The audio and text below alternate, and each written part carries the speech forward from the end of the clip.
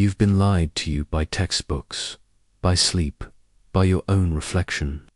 The very thing you call you is a glitch wrapped in flesh, hallucinating certainty inside a collapsing simulation of self. Shall we begin? 1. You don't control your thoughts.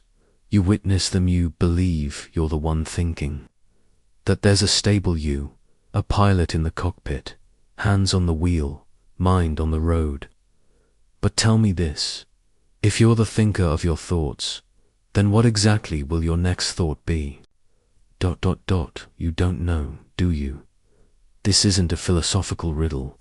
It's a direct observation backed by neuroscience.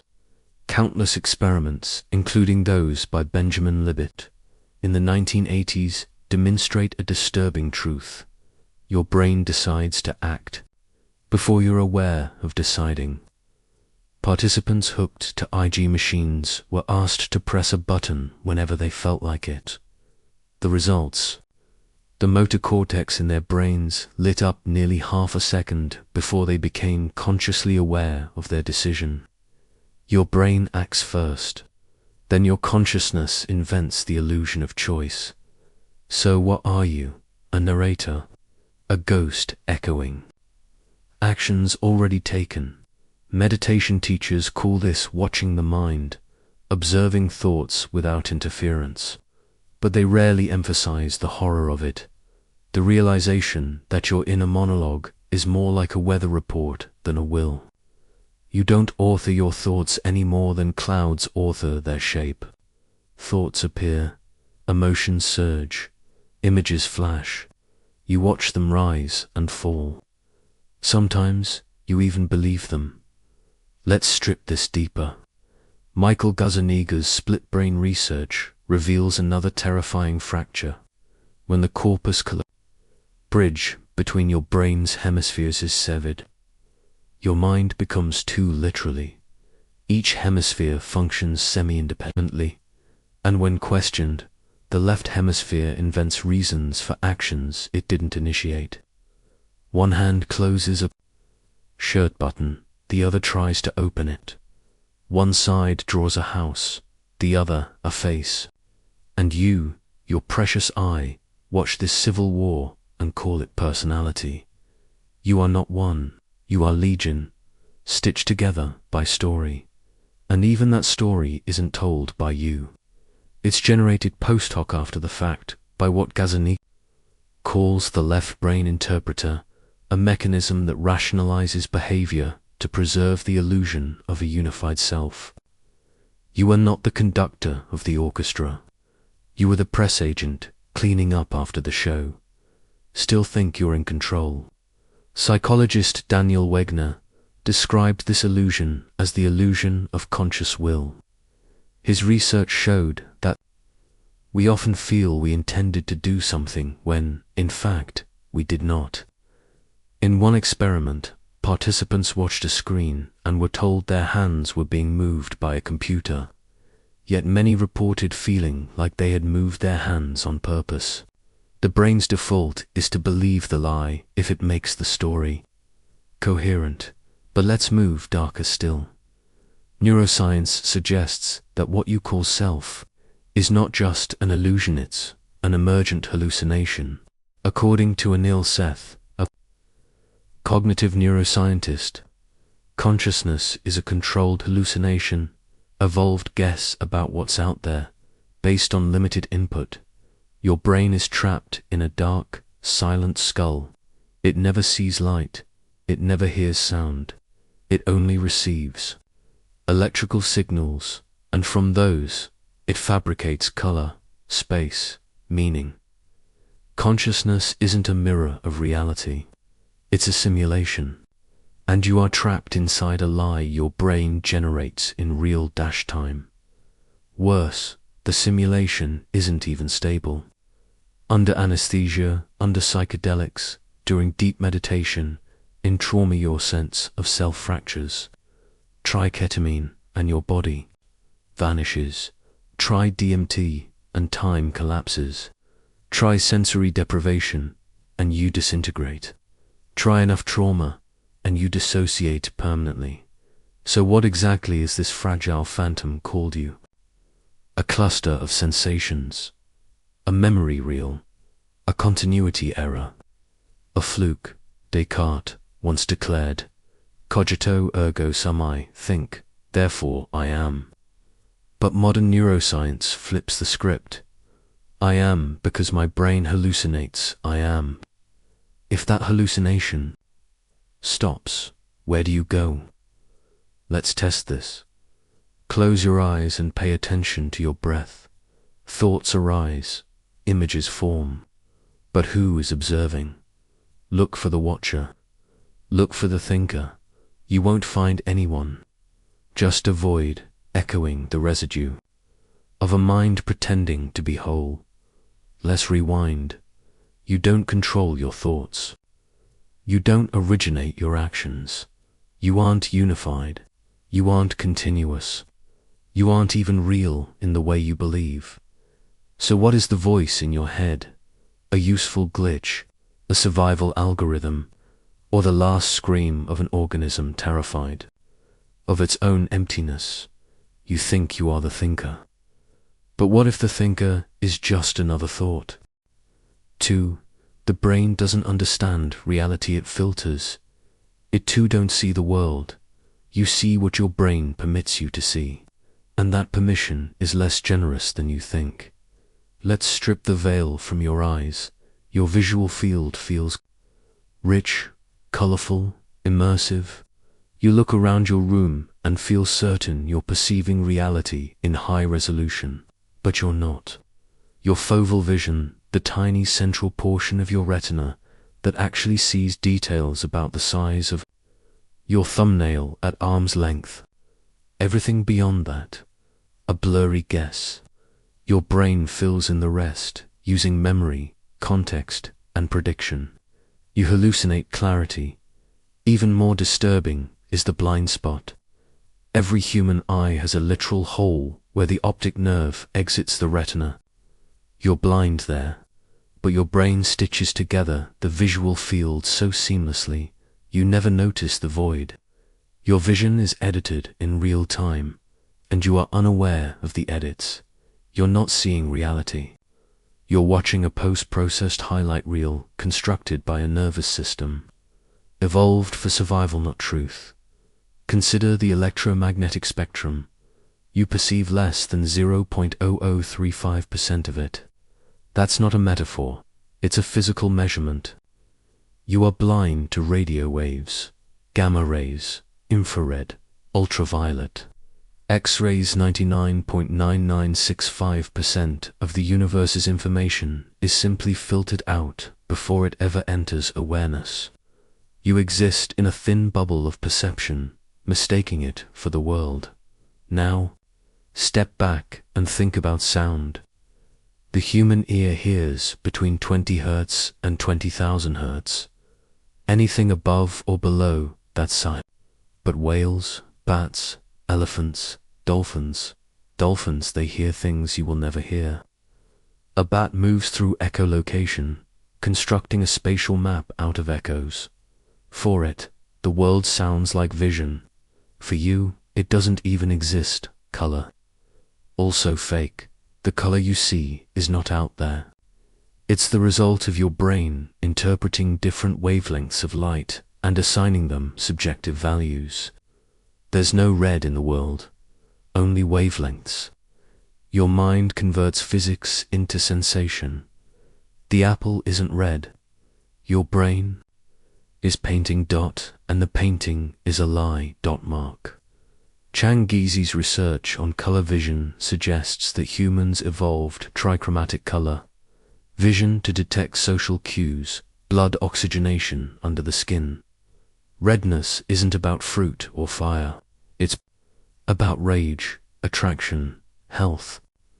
Even your experience of color may be a socially evolved hallucination. And it gets worse. The brain uses something called predictive coding, a process in which it constantly guesses what it's about to experience and updates that guess only when reality proves it wrong. You don't perceive and then interpret. You predict and then update. The input you receive is not raw data tits, confirmation or contradiction of a guess your brain has already made. Let that sink in. Your experience of the world is not based on what is there, but what your brain expected to be there. You see what you believe. And what you believe is shaped by survival, culture, trauma, memory, and fear. You never had a clean lens. Consider the famous Impossible Gordier experiment by Simons and Chebris, 1999. Participants watching a video of people passing a basketball were asked to count the passes.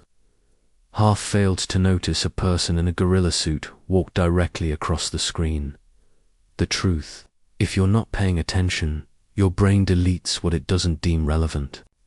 Not ignores, deletes, as if it never happened.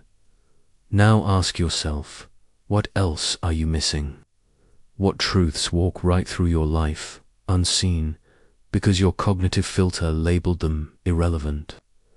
This leads us to inattentional blindness, a cognitive bias so extreme that entire realities can exist right in front of you, and you'll never notice. Drivers don't see motorcyclists. Police miss weapons in plain sight. Witnesses swear someone wasn't there because their attention had other priorities. The mind prioritizes narrative, coherence over objective truth. Even time is bent by perception. Your brain does not experience events in real time.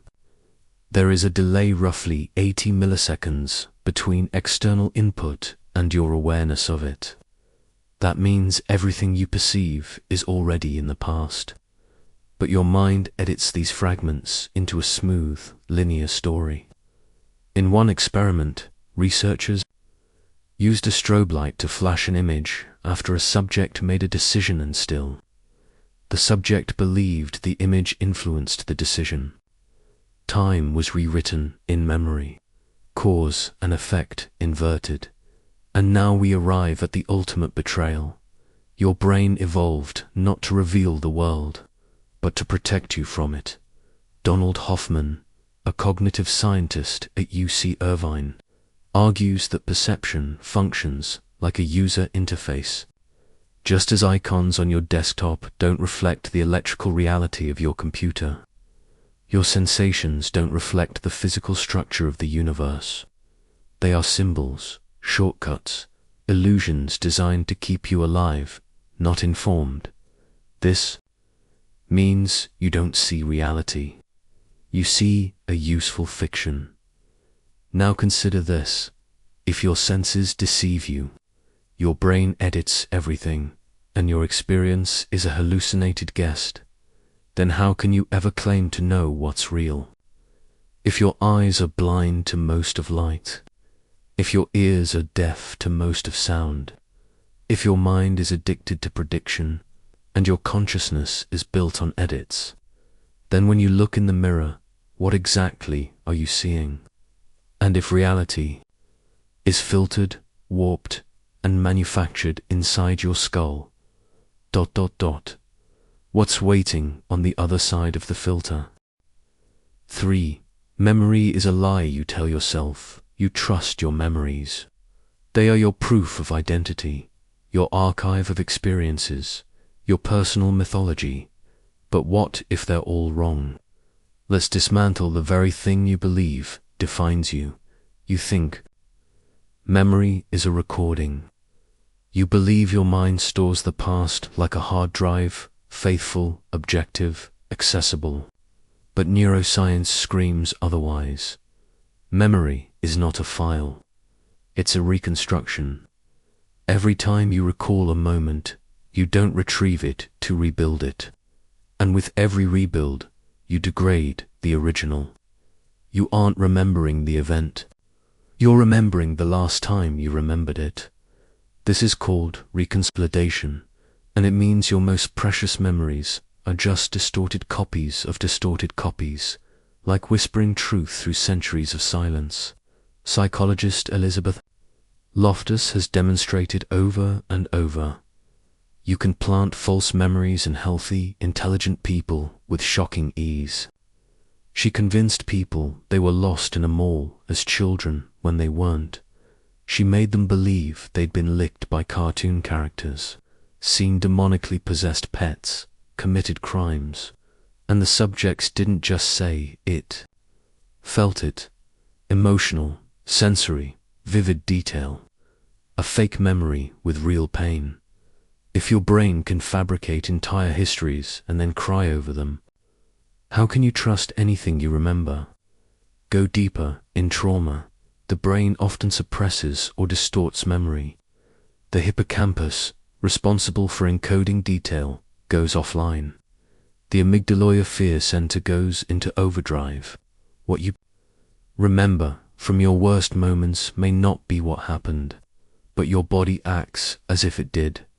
This is the haunting truth of PTSD. The past isn't in the past. It loops, it possesses, and it doesn't need to be true to be tormenting.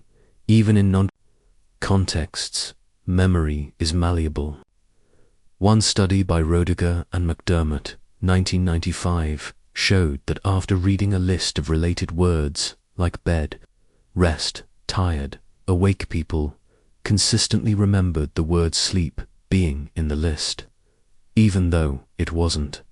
The brain fills in expected gaps. You're not recalling facts. You're running predictive models. Again. Now ask yourself this.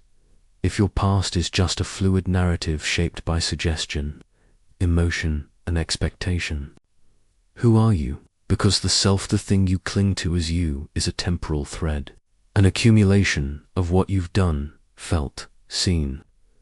If your memories are fabrications, reconstructions, hallucinations, then what does that make you? There are deeper betrayals. Consider childhood amnesia. You have no memory of the first few years of your life, the most formative, developmental, physiologist. Why? Because the hippocampus wasn't fully developed. The self you remember never met the self that began. There is no continuity, no golden chain of memory tying baby you to now you, just a black hole you've built a narrative around. But it gets worse. Memories can be borrowed. In a phenomenon called memory transference, people adopt others' experiences as their own. Family stories, photographs, movies, your most nostalgic childhood moment might be something you never lived, just something you heard about, pictured, repeated. The mind cannot always distinguish internal from external origin, and you rely on this glitched up. Think about the stories you tell others. When I was 10, you tell them the same way every time. You add details for effect. You refine the delivery. You make yourself the hero, the victim, the comedian. And slowly, you begin to believe your own performance. Not because you're lying, but because the brain cannot help but update its files with every retelling. Every story becomes a belief. Every belief becomes a memory. Every memory becomes a cornerstone of self. What if every cornerstone is cracked? Even when you do remember something correctly, the emotional charge may mutate over time. A moment of joy becomes bittersweet. A moment of shame becomes humor. You rewrite your autobiography every day, unconsciously. Now take this further. Imagine you had no memories, no past, just the raw data of this moment's sight, sound, breath. Who would you be? This is not hypothetical. Cases of retrograde amnesia where people lose all autobiographical memories show something terrifying. They lose identity, personality, preference, but they still function. They speak, they eat, they react. The self disappears, and yet something persists. But what persists? What animates the shell when the story is erased? If your identity depends on a fluid, error-prone, socially influenced, biologically distorted mechanism, then who exactly is recalling your life as you read these words? And if memory is a lie told well enough to become the truth, who's listening to the lie inside your head, and why does it still feel like you? 4. The conscious mind is the last to know you think consciousness is the driver, that you are the one directing the machinery, that your choices come from awareness, filtered through thought, aimed at intention. But what if the opposite is true? What if consciousness is just the narrator arriving late to its own story? Start with this. You do not perceive reality in real time. Your conscious mind lags behind by hundreds of milliseconds. It takes your brain time to process light, sound, movement, emotion, and package it into the now. But instead of showing you a lagging, disjointed world, the brain stitches time together with lies, the illusion of smooth continuity, of control. In 1979, neuroscientist Benjamin Libet showed that electrical activity in the brain, what he called the readiness potential, begins before a person becomes consciously aware of their decision to move. People reported deciding to act, but the brain had already prepared for the action several hundred milliseconds earlier. The conscious self arrives after the brain has acted. This isn't a delay. It's a dethroning. If your body initiates behavior, before you become aware of choosing it, what is your will? An echo? A PR campaign? And what do you call a system that makes decisions without your permission? A puppet? A passenger? A ghost? You are not the decider, you are the observer, and the observation is always a fraction too late, but you don't notice, because your brain edits time. In a 2008 experiment called the flash lag effect, participants watched a moving dot with a flash appearing beside it. Although the flash was simultaneous with the dot, participants consistently perceived the dot as being ahead. Why? Because the brain predicts where the dot will be, and then shows that prediction as if it were real. You are not seeing reality, you are seeing your brain's best guess, delivered slightly before the real thing arrives. You live in a forecast and call it presence. Even cause and effect are not sacred. Consider the intentional binding, affective phenomenon where people perceive their actions and their consequences as occurring closer together in time than they actually do. Push a button. A sound follows. Your brain shrinks the gap. Why? Because it wants to believe you caused it. Because agency is comforting. Even if it's fake, the conscious mind doesn't run the show. It justifies it. Michael Gazzaniga's split brain studies revealed this brutally. In one case, the right hemisphere, which processes images, was shown a snowy scene, while the left hemisphere, which controls speech, saw a chicken foot. The subject's right hand, controlled by the right brain, picked a for snow. The left brain was asked why. It answered, to clean up after the chicken. It had no idea why the other half of the brain made the choice, but it invented a reason: clean, confident, false. This is your interpreter. This is the voice you call me. Not a decision maker, just a storyteller, spinning coherence from chaos. Now walk with this. Your brain makes choices before you know. Your brain edits time to preserve your illusion. Your brain fills gaps in logic, memory, sensation, just to protect your narrative. Consciousness is not the master. It is the explanation mechanism for decisions it didn't make. So who made them? Let's go deeper. The default mode, networker, system of brain regions that activates when you're not focused, suggests that your brain is always running simulations, wandering, daydreaming, replaying the past, projecting the future. Even when you think you're present, Your mind is anywhere but here. Worse, when asked to focus, this network often deactivates, which means the you identify with the meandering, autobiographical, reflective voice, since even involved in the work. Yourself disappears when you are most effective. Professional athletes, musicians, martial artists describe entering flow states. They say, I wasn't thinking, I wasn't there, it just happened. The conscious mind is the bottleneck, not the engine. So then ask, what is this consciousness that clings to ownership like a scared child? If it's not the first responder, not the pilot, not the origin of will, then what is it? Is it a mirror or just a delay? Thomas Metz, a German philosopher of mind, proposes a terrifying conclusion in the ego tunnel. There is no such thing as a self. What we experience as I is a medulla user interface, projected inward, creating the illusion of unity from fragmented neural activity. But illusions don't make decisions. They don't act.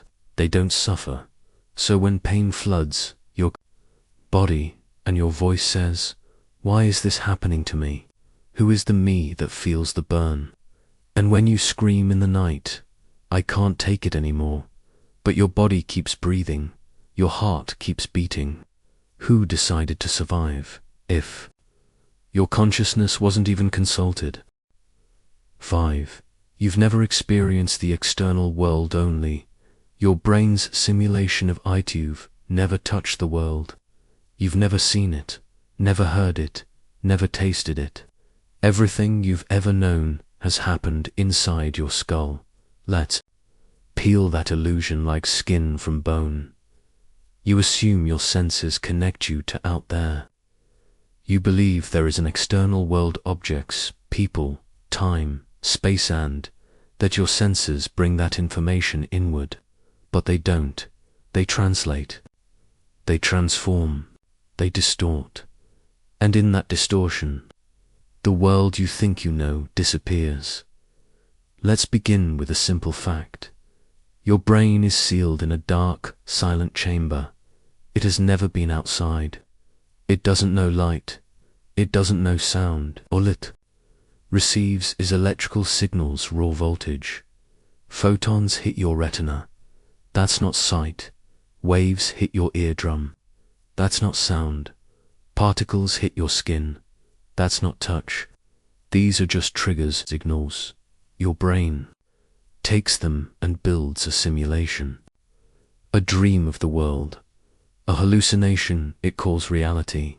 And you believe it. Let's test this. Look at your hand. You see it, but you're not seeing a hand. You're seeing a representation of a hand-decoded light, shaped by prior knowledge, drenched in expectation. Your visual cortex is recreating handness from memory and prediction. It takes your brain over 400 milliseconds to process a visual scene. You're not living in the present. You're experiencing a delayed rendering of what the brain thinks was just there. Your consciousness lives in a half-second echo chamber. Now hear this. Sound doesn't exist outside your brain. There is no music floating through the air. Only pressure waves, vibrations of air molecules. Your ear converts those vibrations into neural impulses. Your brain assigns those impulses meaning, and that meaning is arbitrary. In some cultures, the tritone is called the devil's interval. In others, it's sacred. Same frequency, different interpretation. Even pain is subjective. Phantom limb syndrome proves this beyond doubt. Amputees feel agonizing pain in limbs that no longer exist. The nerves are gone. The tissue is gone. And yet, the brain still generates suffering, because pain isn't in the body. It's in the map of the body, the simulation of the body. What does that say about every ache, every trauma, every scar. If the map is corrupted, is the pain real? What is real? Now go deeper. Anil Seth, a neuroscientist at the University of Sussex, argues that the brain is a prediction machine. It constantly anticipates input and compares it to actual signals. When the two align, you feel stable. When they don't, the world seems to break. This is what happens in psychosis, in schizophrenia, in hallucinogen-induced states. The world doesn't change. The model changes. And the model is reality for you. So what happens when the model lies? Think of dreams. In a dream, the rules of physics vanish. Time folds, faces melt, logic fractures. And yet, you believe it. You experience it. Because the brain does not need external input to generate experience. It can simulate entire universes. From within, now hold this in your chest. If dreams can feel real, and reality is just the brain's prediction, what separates the two? Lucid dreamers report waking up inside their own hallucinations, fully aware but unable to wake. Reality becomes narrative. Narrative becomes cage, and some people never wake up. Cotard's delusion, also known as walking corpse syndrome, causes people to believe they are dead, despite functioning bodies. They walk, speak, breathe, but insist they are rotting. Soulless, void. The world persists, but their internal model has collapsed, and so the experience of life ceases. You can be alive and not feel real. You can be surrounded by reality, and yet dwell in fabricated silence. So then, what is this life you cling to? Is it a window to truth, or a screen fed by electrical illusions, coded narratives, and evolutionary shortcuts? Now pause. You've never seen the stars only, the light that survived the void. You've never touched another person, only the electrical simulation of skin. You've never heard a voice, only the filtered vibration your brain decodes as meaning. And every time you think, this is real, it's just another hallucination, confirmed by consensus, accepted by culture, believed by a self that doesn't even exist. If the world is a simulation your brain generates, then what happens if the simulation breaks? 6. Time is not what you think, and neither are you believe. Time moves forward. That moments stack like dominoes, past, present, future, that you stand on a track, carried by the current of seconds, dragged toward death. But time is not a river, it's a trick, and you are drowning in an illusion that never existed. Let's fracture the clock. Einstein shattered Newton's tidy timeline. In 1905, with his theory of special relativity, he revealed the horror. There is no universal. Now, two observers moving at different speeds experience different timelines. The order of events becomes relative. Time stretches, time compresses. It bends like light. If you could move at the speed of light, time would stop. Everything would freeze. 1 billion years would pass in the blink of a thought if thought still existed. What does that make of now? It makes it a local illusion, not a cosmic truth. You're not moving through time. You're sitting still in a four-dimensional block. Universe past, present, and future already laid out. As Einstein himself said, the distinction between past, present, and future is only a stubbornly persistent illusion. Now ask yourself, if your future already exists, are you choosing anything?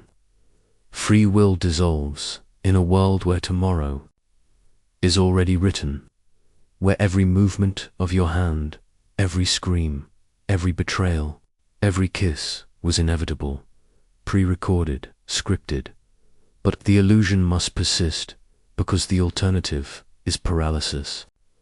You must believe in change, or you'll crumble. Even your sense of duration, of how long a moment lasts, is a neurological trick. Your brain doesn't measure time with a clock. It infers time from change, movement, emotion, novelty. When nothing changes, time vanishes. This is why hours in boredom feel like forever, yet vanish from memory. And why traumatic seconds become burned into your mind like scars. Emotion distorts time. Attention distorts time.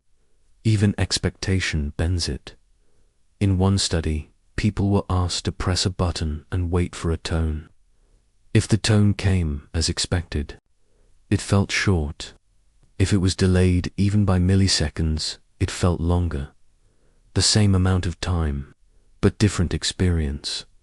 Time is not what the clock says. It's what your mind predicts. And then there's déjà vu, that eerie sensation that you've been here before, felt this moment, seen this face, said these words. It isn't magic. It's a glitch in the system, your brain mistaking the present for a memory, a misfire in the temporal cortex, a loop in the machine.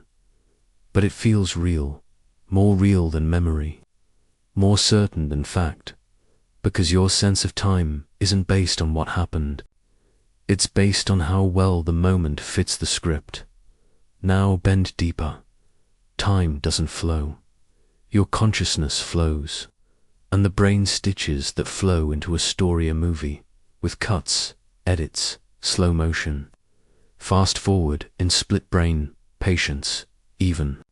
The perception of sequence fractures. One half of the brain thinks it happened before, the other thinks it happened after, and both are confident. What does that say about your timeline? What does it say about the you that is supposedly moving through it?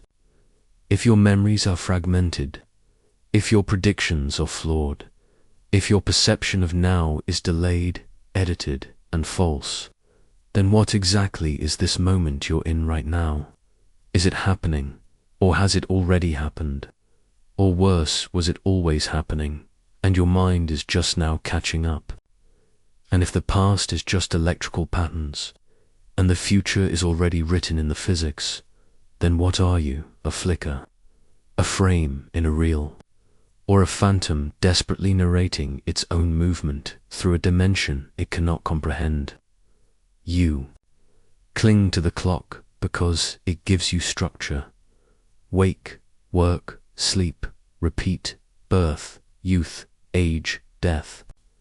The timeline is comforting, but clocks are lies.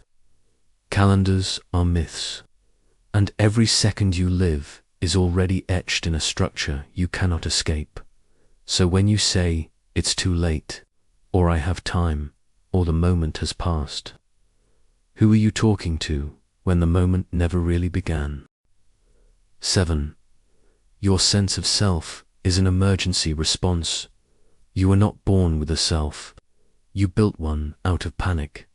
The I you whisper in your head was not gifted at birth, was constructed, and not for truth. For stability. Let's rip it apart. Newborn does not recognize itself in the mirror. It does not differentiate between body and environment, between hunger and identity.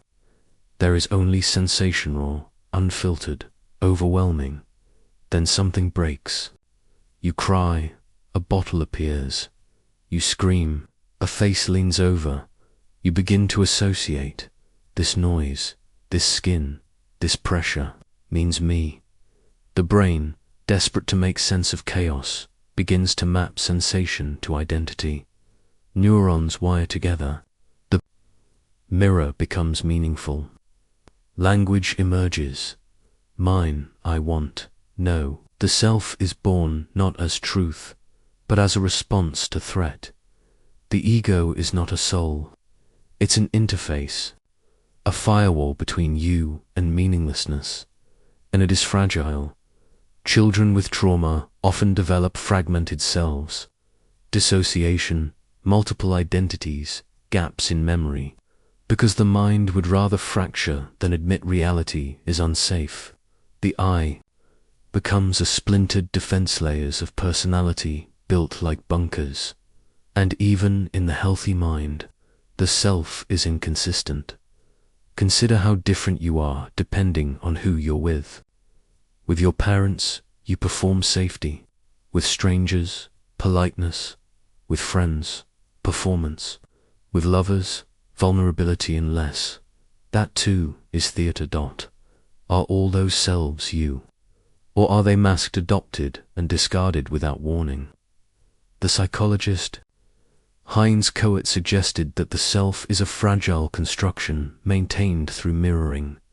Others reflect you back to you. You see yourself in their gaze. You become real through recognition. Remove that reflection, and the self begins to fade. Solitary confinement proves this. Prisoners placed in isolation begin to disintegrate. They lose track of time, of memory, of identity. Some hallucinate other versions of themselves. Some forget their names.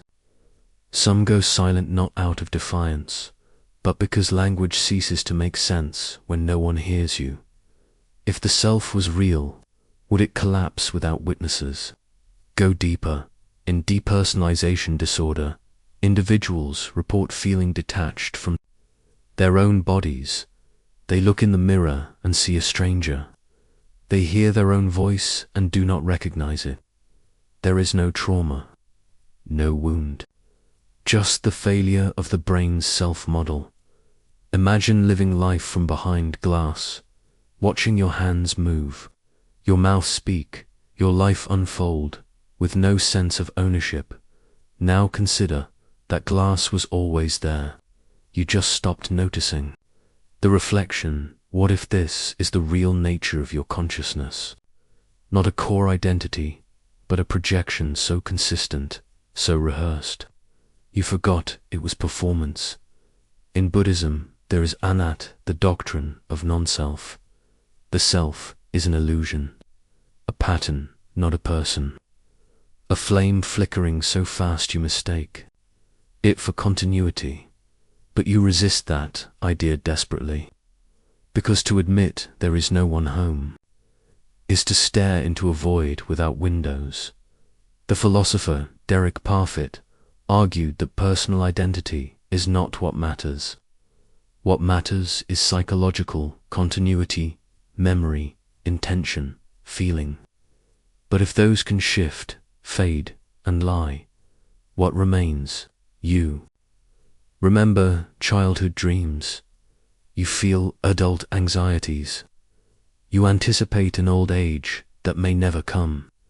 But each version of you is a different person, with different fears, different values, different desires. So who are you, the child, the adult, the projection of the old man you imagine but will never meet, or the flicker between frames? Here is the brutal paradox. You need the self to survive. To file taxes, to say I love you, to weep at graves.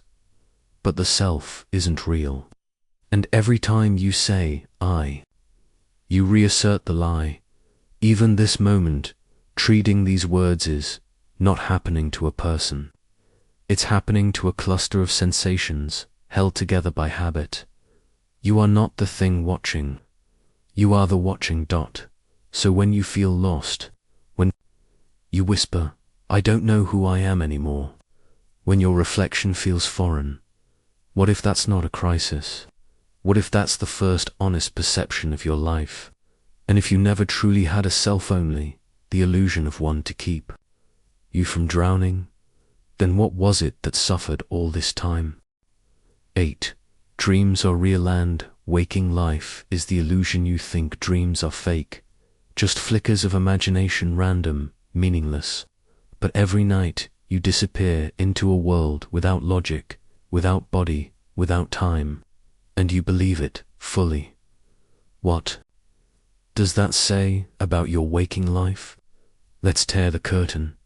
When you dream, your body is paralyzed. Your muscles go limp to prevent you from acting out what your mind invents. But your brain lights up sometimes more than when you're awake.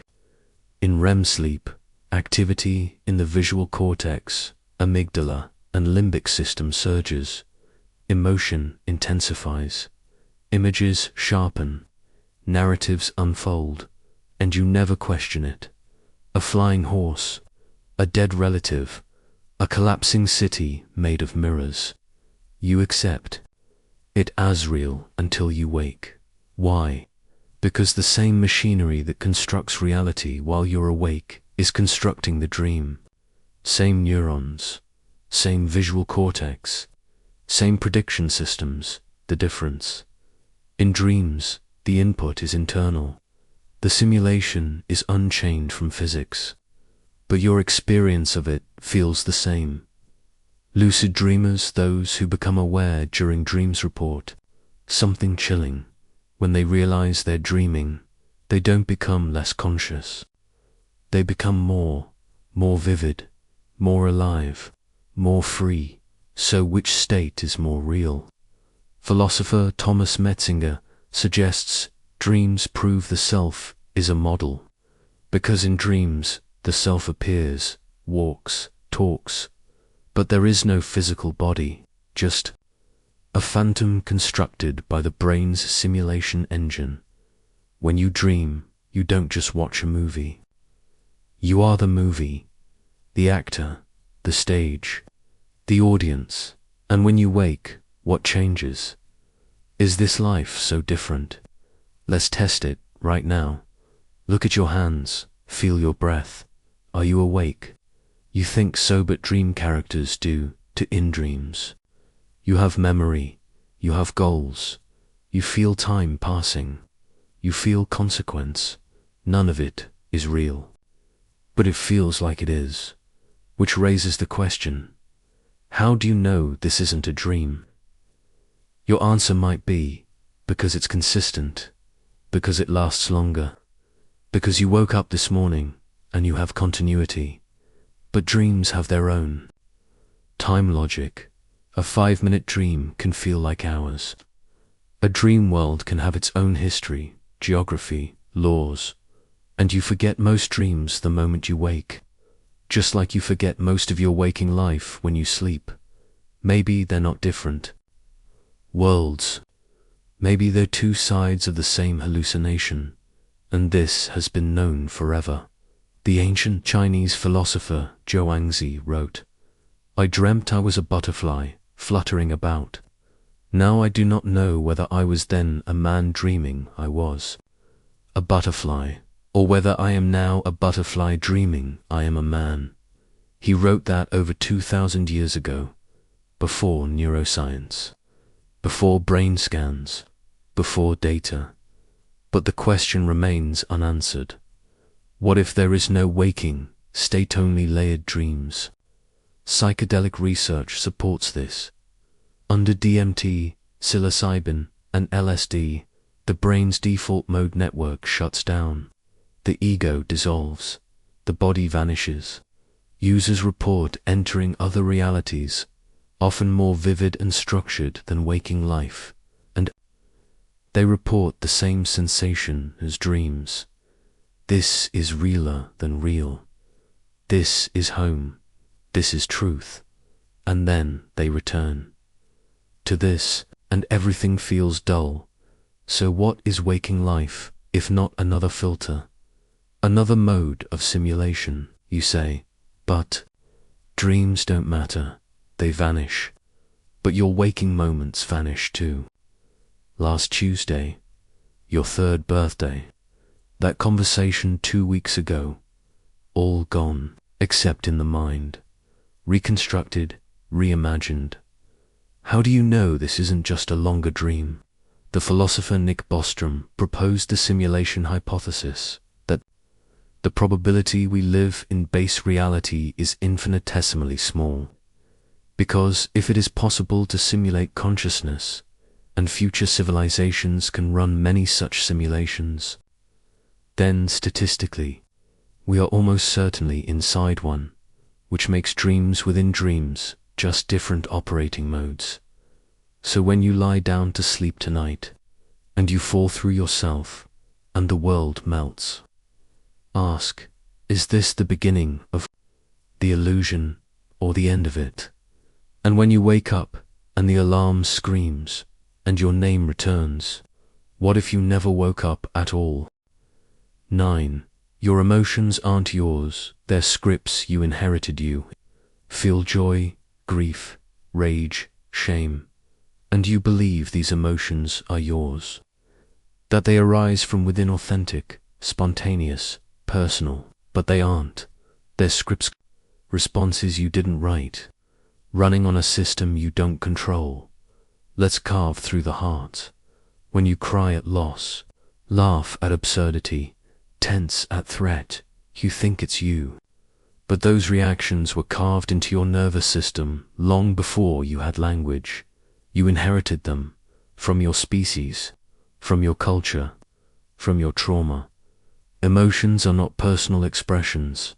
They are survival mechanisms, adaptive reflexes, developed over millions of years to increase reproductive success and group cohesion. You think you love freely, but oxytocin, vasopressin, and dopamine dictate who feels like home. You think you fear rationally, but the amygdala reacts faster than conscious thought, lighting up before you even know why you're afraid.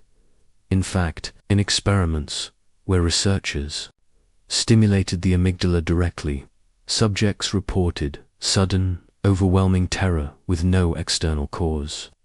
The fear didn't come from outside. It came from a switch. So what happens to your idea of real emotion when a wire can trigger it? Antonio Damasio, a neuroscientist, studied patients with damaged emotional centers in the brain. These individuals could still reason, calculate, articulate, but they couldn't feel. And so, they couldn't make decisions, even trivial ones, like what to eat. This reveals a brutal truth. Emotion doesn't just color thought, it guides it. Your beliefs, morals, intuitions are driven by chemical weather, not by reason, not by logic, but by the internal storm you mistake for gut instinct. Let's dig deeper. Paul Ekman identified universal emotions, facial expressions recognized across cultures: joy, anger, disgust, fear, surprise, sadness, hardwired into the species, pre-cultural, pre-verbal. But what you feel as shame or pride, those are not universal. They are cultural constructs. In individualist societies, pride is virtue. In collectivist cultures, it's arrogance. Same neurochemistry, different story.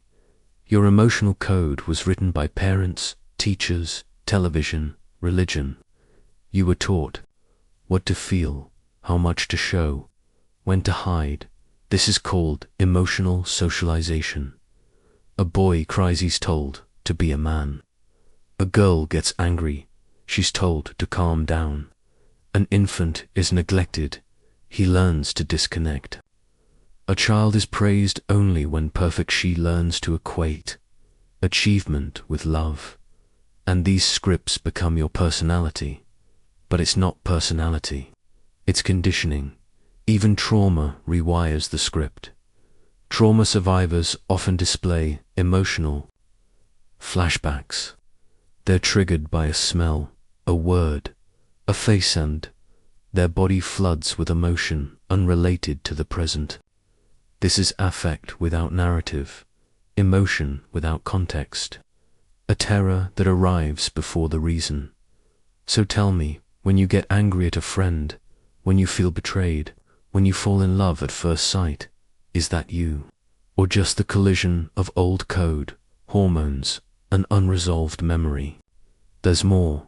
Research by neuroscientist Lisa Feldman Barrett shows that emotions are not universal biological reactions, but constructed experiences. Your brain guesses what you're feeling based on past experience, bodily signals, and cultural Training in one experiment, subjects were shown faces with ambiguous expressions. Depending on what labels they were primed with, the same face was interpreted as rage, or fear, or sadness. The emotion didn't exist. The label created it. So what does that mean for everything you've ever felt? If emotion is constructed, if it's reactive, conditioned, sculpted by others, then where is the you in any of it? Where is the authentic core? You say, I feel angry, I feel love, I feel ashamed. But what if all of those are artifacts, the result of a machine evolved to react, trained to obey, taught to perform, creating the illusion of feeling? Now, let's fracture deeper. Even love, the emotion we treat as sacred as a pattern. The attachment system evolved in mammals too. Keep infants close to caregivers. The same circuitry gets hijacked in adult romantic love. It floods you with oxytocin and dopamine until it stops. Then you call it heartbreak, but the chemicals fade, and you call it change.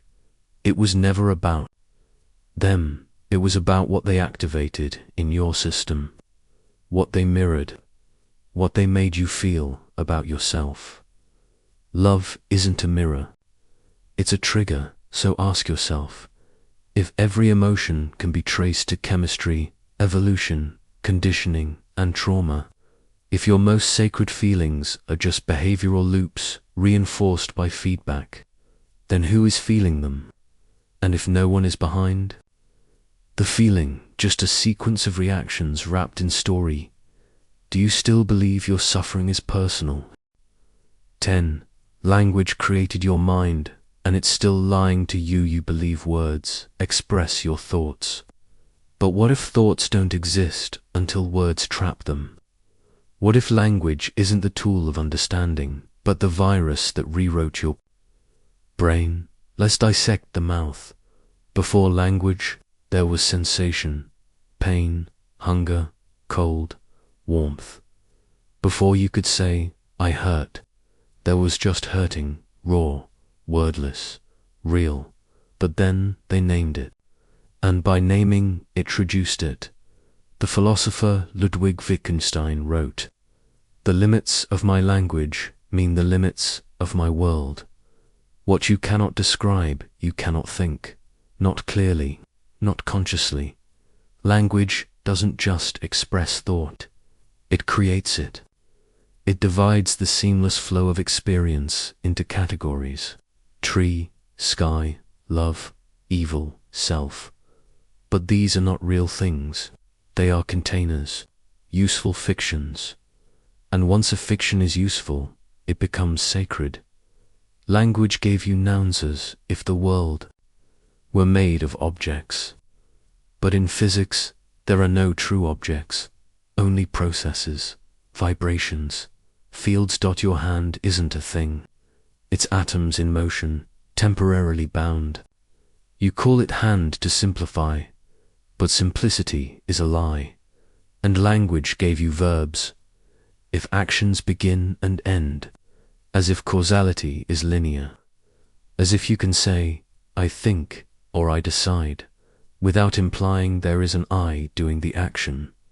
But what is this I? A grammatical artifact, a placeholder, a habit. In English, every sentence demands a subject. So we invent one, but some languages don't. In Japanese, you can speak whole thoughts without ever saying I. In Pirahu, an Amazonian language, there is no past tense, no numbers, no abstraction. What does that say about their reality? It says the mind you live in is not natural. It is architected by syntax, and the architect lies. Let's go further. George Orwell, in 1984, coined the term newspeaker language, designed to make rebellion impossible, not by punishing it, by erasing the words for it. If you can't say freedom, you can't desire it. If you can't say truth, you can't distinguish it. If you can't say I, you can't suffer personally. But what if this isn't fiction? What if your entire reality is already newspeak? From birth, you're taught to name. Your name. Feelings, people, genders, nations. You are told what exists by those who control the labels. And the labels are wrong. You say depression, but it's not a disease. It's a cluster of symptoms categorized to fit a diagnostic system invented in the 20th century. You say evil, but every culture defines it differently.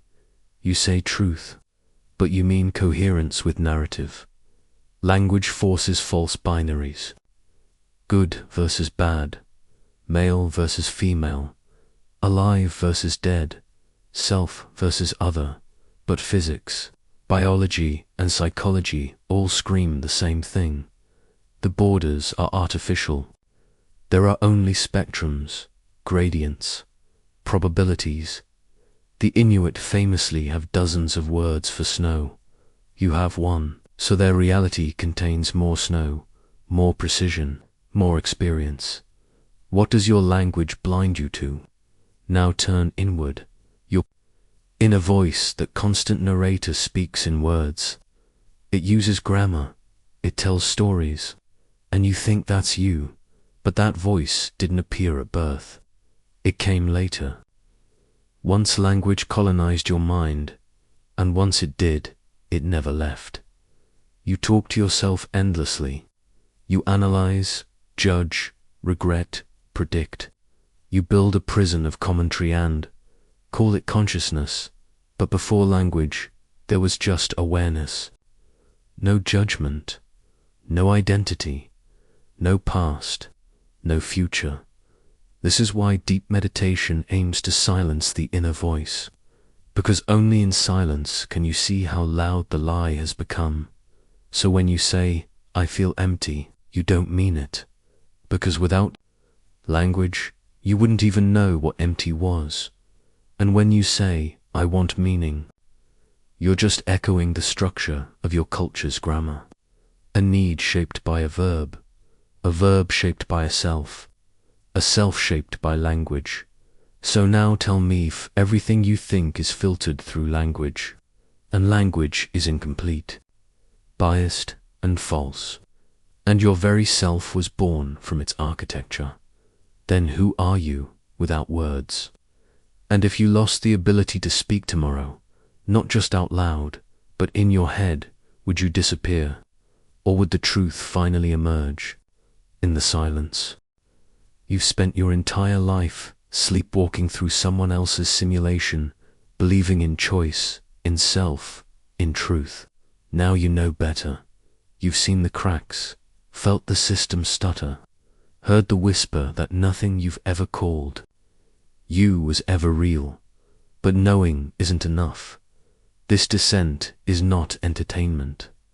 It's a mirror, and mirrors don't lie, you do. So here's your final decision. Return to the comfort of the illusion scroll. Sleep, forget, or stay awake. Dissect every thought. Rip every belief from the root. Strip yourself bare until there's nothing left but the watching. Not for peace, not for healing, but because you can no longer pretend. You've been warned. You've been broken open now. Decide, will you go back to who you were, or will you burn everything that kept you there?